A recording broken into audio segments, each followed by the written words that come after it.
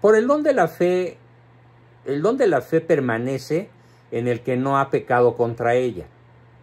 ¿Por qué? Porque hay pecados contra la fe, como los dos que ya mencioné. Son pecados contra la fe. O también ese terrible pecado de muchísimas, ¿cómo diría para que no se oiga una palabra despreciativa? En muchos creyentes, entre comillas, cristianos, o que se dicen o se creen cristianos sin serlo del todo, digamos que creen que ya están predestinados al cielo. Es más, lo proclaman en público. Yo he visto acá en México, en el Hotel Marisabel, en una ocasión me metí por curioso, y era una ceremonia donde había, bueno, un salón enorme, no sé cuántos miles de personas había, o cientos, pero estaba atiborrado, y todo el mundo gritaba, ¡somos salvos por la fe! Y luego el conductor, el pastor, decía, ¿reconoces a Cristo como tu Señor y Salvador? Sí, lo reconozco. ¿Verdad que por eso ya somos salvos, hermanos? Sí, somos salvos, hermanos. Ay, qué alaraca tan carente de significado. No, nadie está predestinado absolutamente a la salvación eterna por el mero hecho de declarar que Cristo es mi Señor, mi Redentor y mi Salvador. Porque eso es una fe mocha. Esos son los mochos. Los verdaderos mochos. Los que se creen salvos por el mero hecho de haber proclamado a Cristo, su Redentor y su Salvador en público. Ah, ¿y cómo tratas a tus empleados? ¿Y cómo tratas a tu esposa? ¿Y qué tanto cumples los mandamientos de Dios en todos los órdenes?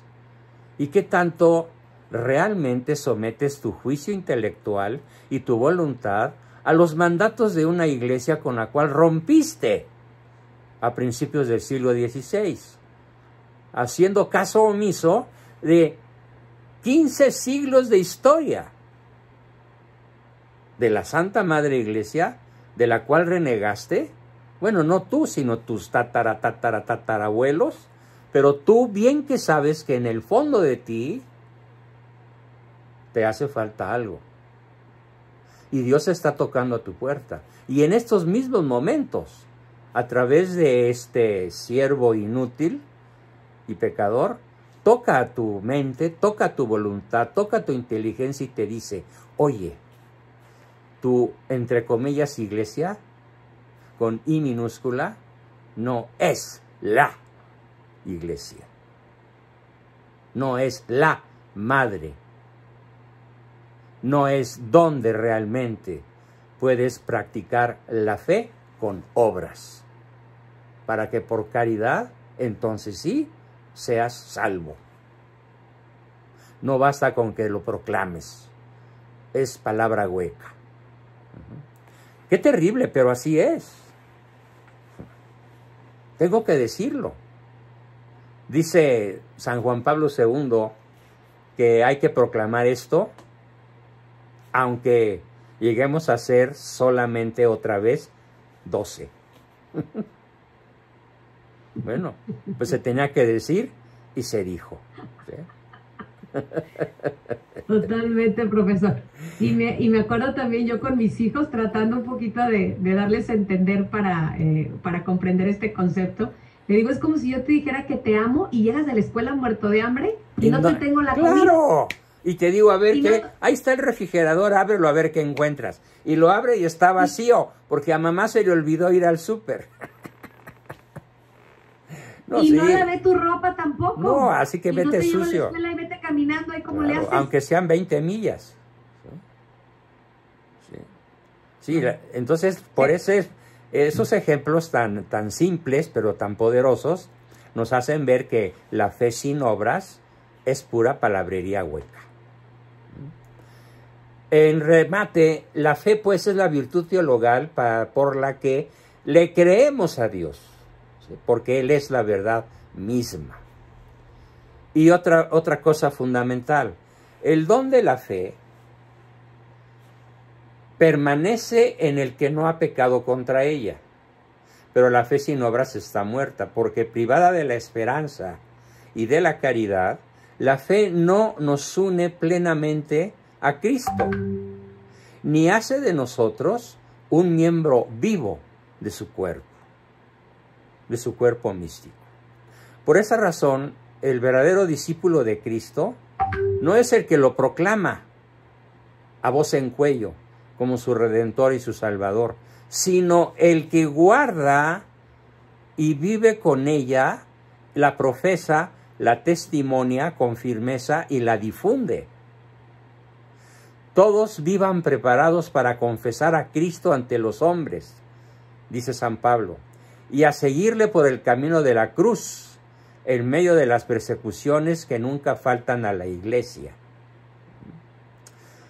A ver, ahora no estamos, cuando menos en la gran mayoría de los países de la tierra, pues no estamos como en Cuba o en Nicaragua, donde los católicos son encarcelados, como el señor obispo de Nicaragua, que es un mártir en vida. Está en la cárcel, en una celda de alta seguridad, sin juicio, sin abogado, sin posibilidad de salir. Bueno, en ese pequeño país, y probablemente en otros varios, la persecución sea física y aun cueste la vida. Pero es muy importante entender que la persecución puede no ser como la que sufre este extraordinario monseñor, cuyo nombre en estos momentos no recuerdo, pero es el principal obispo de la nación hermana de Nicaragua. Qué pena, pero también qué gloria para él. Qué gloria, porque él está dando un testimonio de fe, con una firmeza y una contundencia que provocan el pánico en el dictador Ortega. ¿Sí? ¿Por qué? Porque él sabe muy bien que la Grey cristiana va a seguir a su pastor con ese formidable testimonio del martirio que está sufriendo en vida, aunque todavía no es asesinado, pero lo más probable es que llegue a serlo. Rolando Álvarez. Rolando Álvarez, muy bien. Qué bien, gracias por recordármelo. Pero los que no tenemos ese o no sufrimos ese tipo de persecución, en mucho menor escala, pero sí sufrimos persecución. Por ejemplo, pues yo estuve castigado de mi canal principal de YouTube por atreverme a hacer alusiones a la falsa fe del presidente de México, porque fue considerado como una violación a las normas de convivencia, el que yo diga que aunque él se diga cristiano no lo es,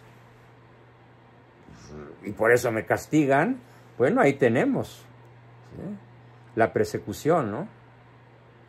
Y en el canal secundario pues está a punto de terminar el castigo, porque también subí ese video.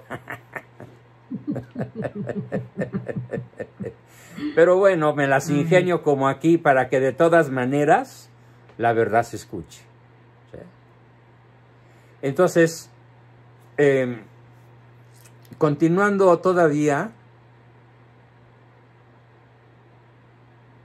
dice San Pablo, el servicio y el testimonio de la fe son requeridos de modo absoluto para lograr la salvación. Y termino mi explicación sobre la fe con un enunciado, una serie de enunciados que nos regala San Mateo en su capítulo 10, versículos 32 y 33. Fíjate lo que dice, qué cosa más extraordinaria para rematar lo que es la verdadera fe.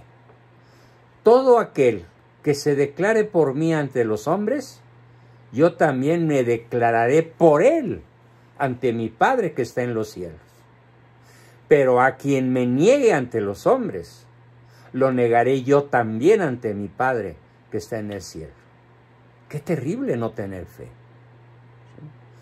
Entonces, esta declaración ante los hombres Sí, soy católico, apostólico, romano. So what? ¿Y qué? ¿Me vas a matar? Adelante, ya te tardaste. ¿Me vas a expulsar de tu empresa? Adelante, buscaré trabajo en otra parte. O buscaré la forma de sobrevivir, aunque se me cierren todas las puertas, porque no voy a negar que tú eres mi Redentor, mi Salvador, y que practicaré las obras que se desprenden de creerte a ti. Pero sobre todo, daré testimonio de mi amor por ti, suceda lo que suceda conmigo, con mi familia y con todos los que amo. Porque hoy tenemos la otra herramienta favorita de nuestros persecutores, ¿no? Irse contra nuestros familiares. En multitud de formas. Bueno, pues ni en esos casos, si quieres la vida eterna, ni en esos casos niegues a Cristo ante los hombres que te persiguen, porque entonces Él no te reconocerá ante su Padre. Y te irás, para decirlo de manera más comprensible, al infierno. No te imagines un lugar con llamas y trinches y diablos torturándote, no. Teologalmente entendido, el infierno es el lugar sin amor, el lugar sin Dios, el lugar donde solo hay odio y remordimientos, pero sin arrepentimiento. Tristeza insuperable y para siempre. Comprensión del bien que perdiste por tu necedad, por tu soberbia, pero sobre todo por tu falta de humildad y porque no doblaste tu dura cerviz ante la palabra de Cristo a través de su iglesia. Ay, porque los curas son pecadores. Ay, porque el cura de mi parroquia tiene un amante. Ay, porque se clava la limosna. Ay, porque trae un coche Mercedes-Benz del año. Por eso no le creo a la iglesia. Es que la iglesia no es el cura de tu parroquia. Ni siquiera el papa. ¿Sí? A ver, no confundas al mensajero con el mensaje.